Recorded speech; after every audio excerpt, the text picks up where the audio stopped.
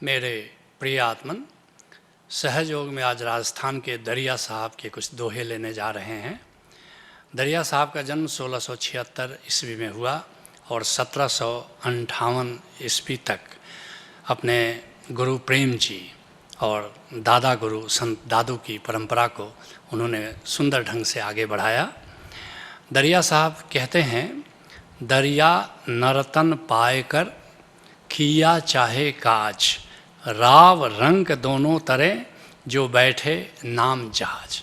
दो पंक्तियों में सब कुछ कह दिया। दरिया नर्तन पाएकर, बहुत सौभाग्य है कि मनुष्य का जन्म मिले, क्योंकि मनुष्य जन्म की ही संभावना है कि तुम आत्मस्मरण में जी सकते हो, हरि स्मरण में जी सकते हो। किसी दूसरी योनि में, पशु में, पंछी में, वृक्ष में तुम आत्मस्मरण में नहीं जी सकते, तुम हरि स्मरण में नहीं जी सकते।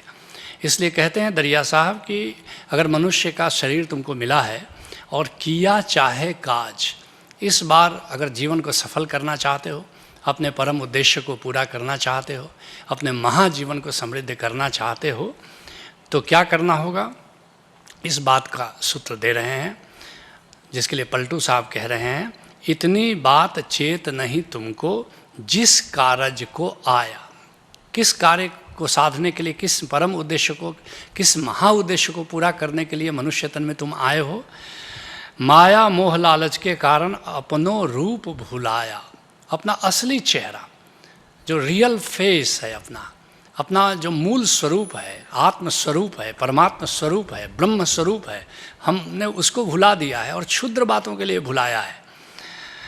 को तुम कवन कहाँ ते आया, ये प्रश्न मन में क्यों नहीं उठता कि मैं कौन हूँ, मैं कहाँ से आया हूँ, मेरा उद्गम क्या है, मेरी मंजिल क्या है, हमें जाना कहाँ है। बारंबार ठगाया और हर बार बस मूल उद्देश्य, मूल गंतव्य भूल जाते हो, मूल उद्गम भूल जाते हो और बार बार इस संसार में ठगे जाते हो। इतनी बात भूले के कारण फिर गोता खाया। इतनी सी बात तुम भूल गए हो कि हमारा उद्गम क्या है और गंतव्य क्या है, और इसीलिए बार बार भवसागर में हम गोते खाते हैं, भवसागर में डूब जाते हैं। इसलिए दरिया साहब कहते हैं, दरिया नर्तन पाएकर किया चाहे काज, राव रंग दोनों तरह जो बैठे नाम जहाज। कौन राजा है, कौन गरीब है, इस बात का कोई भेद नहीं। बस अगर नाम के जहाज पर तुम बैठ जाते हो तो तुम भवसागर को पार कर जाते हो। तुम्हारी जाति क्या है, तुम्हारा वर्ण क्या है, तुम्हारा पद क्या है, तुम धनी हो कि निर्धन हो, गोरे हो कि काले हो, लंबे हो कि ठिगने हो, स्त्री हो कि पुरुष हो, बच्चे हो कि वृद्ध हो, इसे कोई फर्क नहीं पड़ता। बस एक ही क्वालिफिकेशन है, एक ही योग्यता है, एक ही पात्रता है कि तुम नाम के जहाज पर सवार हो जाओ। जैसे जब तुम आते हो सुरती समाधि में आते हो, उस समय नाम के जहाज पर बैठने की कला जानते हो। भक्ति समाधि में अथवा ध्यान समाधि में नाम के जहाज से परिचित तो हो जाते हो, लेकिन नाम के जहाज पर सवार होने का जो रहस्य है, जो भेद है, जो कला है, यह तुम्हें सुरती समाधि में बताई जाती है। और उस नाम के जहाज पर एक बार बैठ जाओ तो फिर तो जहाज चलता है, तुम्हें करने की कुछ ज़रूरत पड़ती नहीं। जिसके लिए पलटू साहब कहते हैं, पलटू नर्तन रतन सम। बड़ा अमूल्य है ये मनुष्य का शरीर, हीरा जैसा है, रतन जैसा है, भा कौड़ी के मोल। लेकिन हम कौड़ी के मोल इसको गंवा देते हैं, इसको खो देते हैं। और बूढ़ी जात जहाज है नाम निवर्तिक बोल। और ये जीवन का जहाज डूब जाता है, डूबता चला जाता है, और चाहते हो कि ये जहाज उड़े ज़िंदगी का, तो नाम निवर्तिक बोल, ये जो उद्धार करता है, ये जो मुक्ति करता नाम है, इसके सुमिरन में जीना शुरू करो, इसके जप में जीना शुरू करो। कहते हैं दरिया साहब, जो कोई साधु गिरही में माही राम भरपूर, दरिया कह उस दास की मैं चरणन की धूर। एक एक शब्द देखो इशारा कर रहे हैं, संकेत कर रहे हैं साधना की। कहते हैं जो कोई साधु गिरही में माही राम भरपूर, वो गृही हो कि साधु हो, घर में रहता हो कि जंगल में रहता हो, इससे कोई फर्क नहीं पड़ता। क्या उसके भीतर राम गूंज रहा है, क्या उसकी चेतना राम से भरपूर है, क्या उसकी चेतना राम के संग रहती है, क्या उसकी चेतना में राम की गूंज है। जिसके लिए गुरु नानक देव जी कहते हैं, सो गिरही से दास उदासी, जिन गुरुमुख आप पछानिया।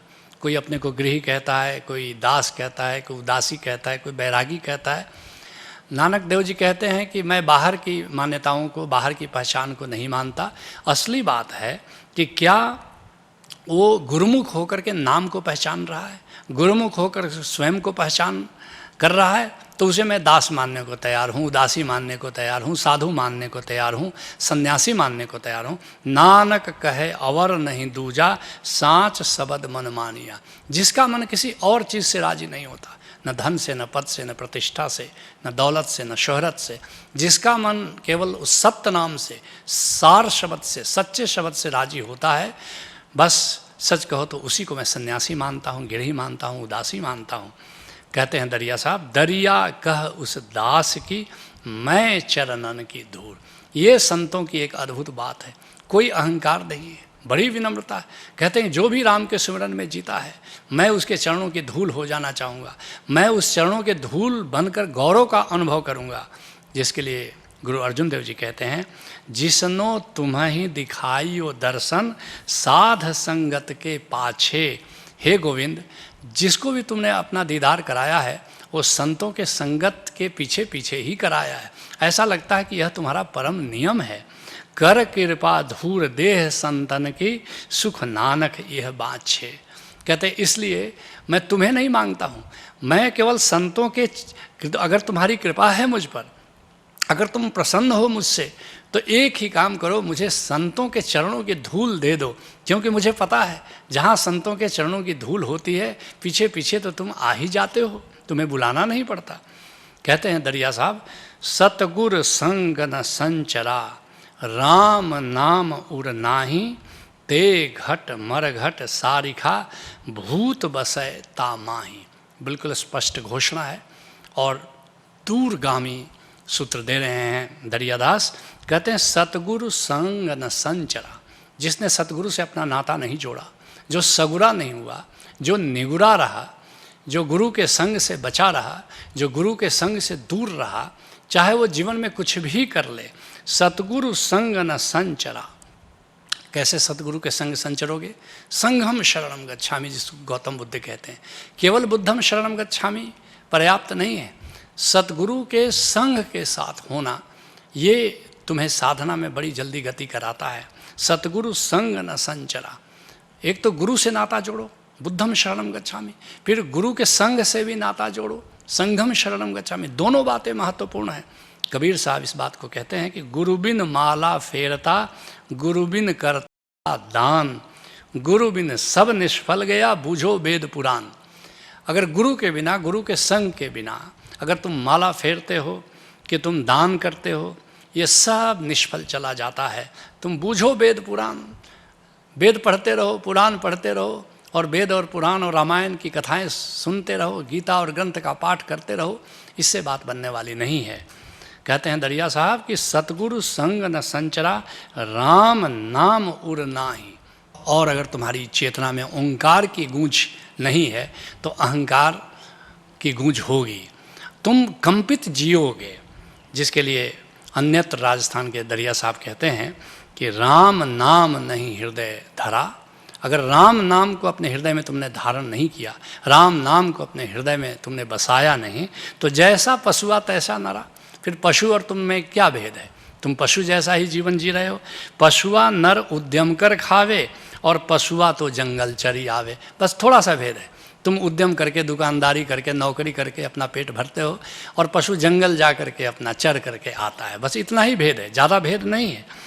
पशुआ आवे पशुआ जाए, जैसे पशु आता है और पशु चला जाता है, पशु की तरह ही अगर ऐसे ही तुम आकर के नाम की पूंजी तुमने अर्जित नहीं की, राम को अपने हृदय में नहीं बसाया, तो तुम भी पशु की तरह आए और तुम पशु की तरह ही विदा हो गए। पशुआ चरे व पशुआ खाए, बस दोनों में इतना ही है कि वो चरता है, तुम खाते हो, बस इतना ही फ़र्क है, और तो कोई फ़र्क हुआ नहीं। राम ध्यान ध्याया नहीं माई, जन्म गया पशुआ की नाई। अगर राम को माई मतलब भीतर अगर ध्यान नहीं किया राम नाम का, तो तुम्हारा जन्म ऐसे ही पशु की तरह ही बीत गया। इसलिए दरिया साहब कहते हैं, ते घट मर घट सारिखा, ते घट मरघ सारिका, वह घट मरघट के सरीखा है। और मरघट का क्या अर्थ हुआ? तुम मरे मरे जी रहे हो, तुम जीवंत होकर के नहीं जी रहे हो। कैसे जीवंत होकर के जीते हो? जीवत जीवत जीवत रहो, जिसके लिए गुरु अर्जुन देव जी कहते हैं जीवत जीवत जीवत रहो, राम रसायन नित उठ पियो। राम का रसायन, राम रस अगर सुबह उठ करके पीना शुरू करते हो तब तो तुम जीवित हो, और नहीं तो तुम मरे हुए जिंदगी जी रहे हो। इसको एक नए अंदाज में सुनो। है संत दरस हरि का दर्शन, जो संत कहे सो हरि कथा। कुटिया साधु की हरिद्वार, तीर्थ जिस ठाव संत बसता। है संत जहाँ गंगा तट है, वरना काशी भी मरघट है। सत्संगम शरणम गच्छामि, भज ओशो शरणम गच्छामि। इसलिए दरियादास ठीक कहते हैं, ते घट मरघ सारिका भूत बसय तामाही। क्योंकि तुम डरे हुए जीते हो, तुम कंपित होकर के जीते हो, तुम डिप्रेशन में जाने की संभावना रखते हो, तुम निराशा में जाने की संभावना पैदा हो रही है कि तुम कँप रहे हो, मृत्यु से कँप रहे हो। और जब राम को बसा लो अपने भीतर तो अकंपित हो जाते हो, अडोल हो जाते हो, स्थित प्रज्ञ हो जाते हो, कूटस्थ हो जाते हो। तुम्हारा आभा मंडल फिर सिकुड़ता नहीं। जो राम के सुमिरन में जीता है उसका आभा मंडल फैला रहता है और उसके भीतर किसी भी निगेटिव एनर्जी का प्रवेश नहीं हो पाता है। बड़ा गहरा सूत्र दे रहे हैं, अडोल रहो, अकंपित रहो, राम के सुमिरन में जियो। जिसके लिए स्वामी जी महाराज राधा स्वामी के कहते हैं, अनहद बाजे बजे गगन में, सुन सुन मगन होत अब मन में। सुन सुन शब्द गई सुन धुन में, दूर किए सब भूत और जिन में। जितने भी निगेटिव फोर्सेस हैं वो, उससे तुम आक्रांत नहीं होते हो। राम को हृदय में बसाओ, अडोल रहो, अकंपित रहो, जीवंत रहो। यही सहज योग है। हरि ओम तत्सत।